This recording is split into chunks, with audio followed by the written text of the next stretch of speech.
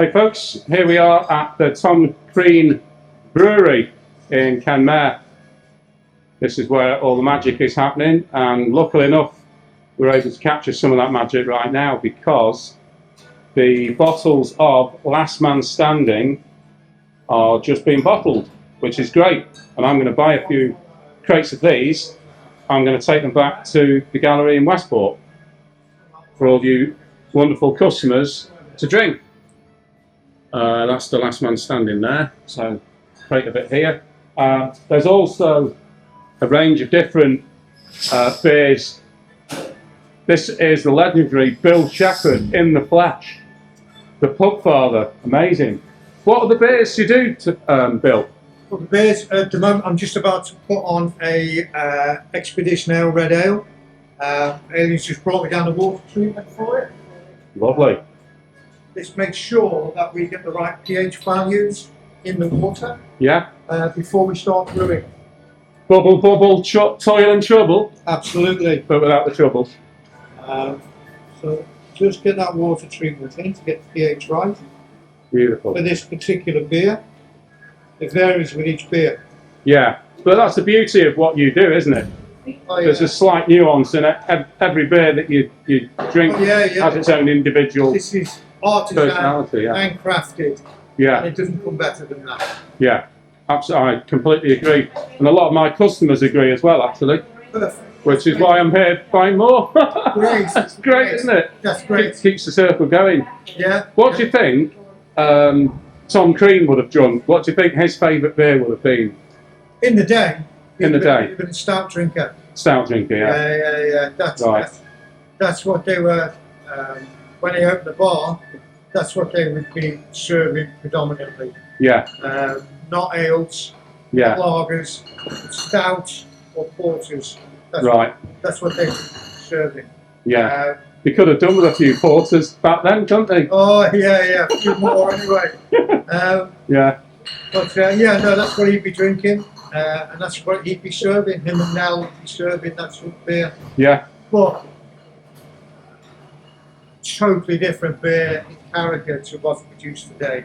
Yeah. Because it would have come from an oak barrel, it would have been tapped, yeah. It would have been looked after. Yeah. And it was a whole different sort of brewing, not technology, but brewing ethos, style, and much more skill laden than it is today. Today, this and these do all the work. But it seems to me, I'm looking around and there's all, there's different sort of artifacts. There's an axe there, there's the Shepherd family, the Crean family here, and this is where they join here, Bill and Aileen there. And it's interesting because I'm a direct descendant of Birdie Bowers, and I've got a family tree similar to this with Birdie on it. And he would have been good friends with Tom up here. And there's all these wonderful artifacts everywhere. There's some of the beers here available on tap. And what struck me, Bill and Aileen, last time I was here, is you've got the health benefits up here. They've got the sustainability. You can see some of that in action here. Future of Irish craft brewers is in your hands here. So there's a lot of really interesting information here that, look at that, to produce beer in the least damaging way to our environment. I love the way that you put least damaging as opposed to environmentally friendly. So what you were talking about the beer just then, traditionally brewed, you mentioned the ethos from someone looking in from the outside. Seems to me that whilst this stuff is doing the work, the ethos remains the same. Oh yeah. It's incredible, really. It's still quite labour intensive. Yeah. It is a labourer's job, but it's also a labour of love because that's the passion that goes into the beers that we produce. Yeah. Because it has to be right. Yeah. And we want to give people choices in different beers and remind them how beer used to be.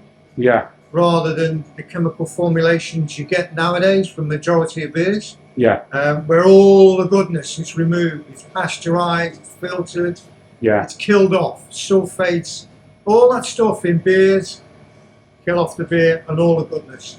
Yeah. And for the mainstream brewers, that's great because they get a long shelf life on it and they can store it anywhere they want. They can do anything they want with it. Yeah. With these beers, you have to look after them. That's very similar to wine. Yeah, yeah. In terms of it, it's because of what I do, obviously, with the natural wine. It's fantastic to have natural beer alongside that, and kind of the two supporting each other, and it gives people a choice. And it's interesting that you do what was just being bottled, the last man standing, because that's essentially alcohol free, isn't it? Yeah. We're allowed to go up to 0.5%. Yeah. Because it's very difficult with a natural product to kill off any alcohol or yeast producing alcohol. Yeah. So the scenario is, if you've got an organic orange juice and you leave it on the side very quickly, that will ferment up to about 0.5% ABV, because of all the natural sugars and the yeast in the air. Combination will give you an alcohol, slightly alcoholic, up to 0.5 orange juice. That's why we're allowed, although it's 0.0, we're allowed to go to 0.5, because unless you kill the beer with either heat or you add chemicals to it to kill it, then you can't say it's completely alcohol free. That's right. So this, and that's with the specific process you're using. That's right. I think this is the only natural, no additive, low alcohol beer in the country. Excellent. Yeah. Because everyone will want to put sulfates in to kill it. Yeah. We don't do that. We want all that goodness. Our last man standing is actually isotonic. So if you're out training, you're out running, the best drink you can take is not a sports drink. It's one of these. Yeah. Because all the goodness is there that you need. So we're going to see Tour de France, hopefully sponsored by Last Man Standing. Well, bottles might be a bit of an issue on the bike. Yeah. But no, it's serious. I mean, that's what it's about. Yeah. People don't know this. It's all the skills and knowledge about beers. Yeah. It's gone. So people just have no real conception of what goes on behind a pint. We thought we were amongst the craft brewers in Ireland. That we were all producing natural beers, but we're not. Yeah. Because many pasteurise the beer, put additives in, filter the beer, because they're looking for a beer with a long shelf life. Yeah, true. The compromise for us is, don't have that long shelf life. We have to look after it. Yeah. It's you want the best, you've got to look after it. Yeah. It's as easy as that. And what I love about what you do, because I also sell another beer alongside some of the food that I do in the bar and the gallery, and that's locally produced. Right. And it's really interesting that they have a very similar ethos as well. Brilliant. So, and what I find is that even from a business owner's point of view, just buying the products that you both sell, I'm learning myself about beer because of the slower process. Yeah. I'm then passing that on to my customers. Yeah. And they're returning, and they know that they're supporting actual people. So even people watching this video now will be able to see, oh, if I buy a Tom Crean from Tom's Gallery, then I'm supporting that really nice chap there with the groovy t-shirt on. The craft industry in Ireland, Yeah, and it needs, more importantly, that whole craft industry. Yeah, you're right. Yeah, the big players will have a shut tomorrow. Yeah, really would. They'd have a shut tomorrow. So yeah, everybody who gets on board with us, it's just fantastic. Yeah, because it's another little step up. Yeah, or it's another brick in the wall against the monopolies in the industries. Yeah, it's which wolf do you feed, isn't it? Yeah. It's you feed the good wolf, which has the positive, and it's right across the board, from the environment to politics to business to everything. And so it's really. In the back of here, you can see the mountain in the background there, I'm sidetracking a bit, but where is that? Is that local? No. That was part of the expedition we did to recreate the crossing of South Georgia by Crean, Shackleton and Worsley. We did that in 2016. Wow. On the other side of this is the pass that Crean, Shackleton and Worsley went through. That's the pass there. There's our tent. Wow. There's our tent there when we were camping there. It was minus 15. Really? And going down the other side, Aileen had a huge accident. Right. Ended up with a spiral fracture, the tibia and fibia, and shattered the plateau. Right. 15 days it took us to get her out, to get to be operated on. And that's with all the modern gear. Oh yeah. It's so isolated down there. Yeah. Down in South Georgia. Great. That was so fantastic to meet Bill, and it's actually the second time I've met Bill and Aileen. And I'm just picking up some more beers. I'm here now in the shop. Let me just extend that out a bit so you can kind of see a bit more of the shop there. So I'm in the Tom Crean shop, and this is attached to the brewery, and you can come and do tours of the brewery as well, which I'm hoping to do when I get the chance, because I don't have time today. Look at the t-shirts here, organic cotton, which I really like. This is organic cotton as well.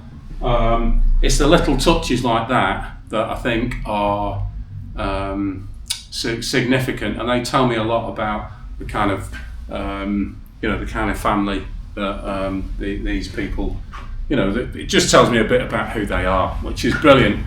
I think I got a picture of this last time. It's Scott's cairn on the desolate ice barrier, to strive, to seek, to find, and not to yield. So, and it's just a really nice. It's got a nice vibration to it. The beer is really nice. Not just in taste, but that whole ethos behind it. So it's just a nice place to be. So if you're in Kenmare, come down, make a point of coming in here and supporting what they do. It's really important, as Bill said before. And a fine gentleman here will help you. Service with a smile. He's very polite. Thank you very much. So I'm going to pop back outside because I'm just parked outside. So there's a party bar for hire here. Kenmare guide. Even if you're not in Kenmare, obviously, come down and support this. Look at this handmade soap. I didn't know she did this. So I'll have to pick some of this up, and when you're in the gallery, in the toilet in the gallery, you can wash your hands with some of this handmade soap. I think I'll grab some of that. Let's put this fine gentleman to the test here. I'll take that, please, sir. I think it's on offer, isn't it? It's on offer, yeah.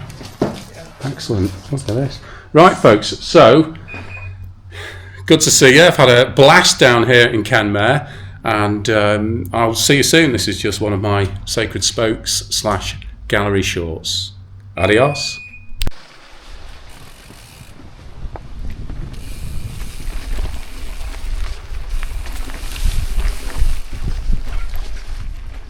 Well, ferns are getting a little bit long here.